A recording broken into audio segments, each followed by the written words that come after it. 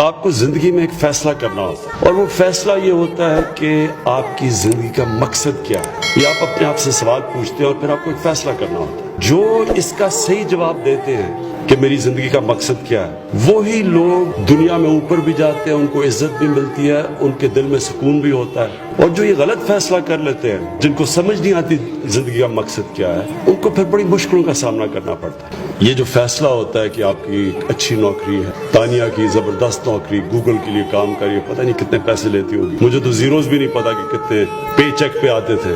رضا IMF، ان کی ریٹائرمنٹ زیادہ دیر نہیں تھی، پینشن مل رہی تھی اور IMF کی پینشن وہ چھوڑ کے آ گئے۔ یہ مشکل فیصلے ہیں، اور یہ جو دنیا میں لوگ کامیاب ہوتے ہیں وہ مشکل فیصلے کر کے ہوتے ہیں۔ جس نے بھی دنیا میں آسان راستہ لیا ہے، اس کی وہ جیسے کہتے ہیں اسموتھ سیلنگ ڈاؤن ہی ہوتی ہے۔ جب آپ کی زندگی میں ریزسٹنس ہی ختم ہو جاتی ہے، چیلنجز ہی چلے جاتے ہیں، انسان تو بوڑھا ہی تب ہوتا ہے جب چیلنج ختم ہو جاتے ہیں۔ میں نے کتنے گورنمنٹ آفیسرز دیکھے جیسے ریٹائر ہوتے ہیں بال سفید ہو جاتے ہیں ان کے، بیچارے کسی کو ہارٹ اٹیک ہو جاتا ہے، کچھ ہو جاتا ہے۔ کرکٹرز میں نے دیکھے ہیں کرکٹ چھوڑ کے، ابھی بھی میں دیکھتا ہوں جو میرے زمانے میں چھوڑ کے گئے تھے وہ ابھی بھی کامنٹری کر رہے ہیں۔ چیلنج ختم ہو گیا، چیلنج جس دن آپ کا ختم، آپ کی زندگی ختم، کیونکہ زندگی جو آپ کی ہے، جتنے آپ چیلنجز لیتے جاتے ہیں اتنی ہر سٹیج ایک سٹیپنگ سٹون ہو جاتی ہے۔ جس طرح اسکول سے کالج، یونیورسٹی، پھر نوکری، ڈیپینڈ کرتا ہے کہ آپ کتنا اور چیلنج کرتے ہیں۔ تو یہ اللہ نے انسان کو بنایا ہوا۔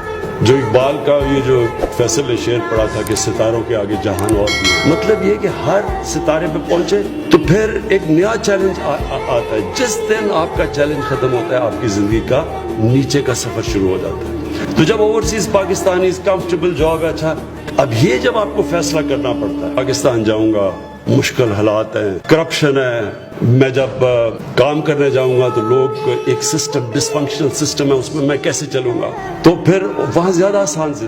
تو کئی لوگ میں نے دیکھے انہوں نے کوشش کی پاکستان آنے کی، مشکلات آئیں، پھر چھوڑ کے واپس چلے گئے۔ آسان زندگی ہے۔ آپ جب جو ہمارے میں سے نماز پڑھتے ہیں تو آپ نماز میں یاد رکھیے ایک ہی چیز مانگتے ہیں کہ اللہ مجھے ان کے راستے پہ لگا جن کو تو نے نعمتیں بخشی، ان کے نہیں جو اس راستے پہ چلے گئے جو ان کی تباہی۔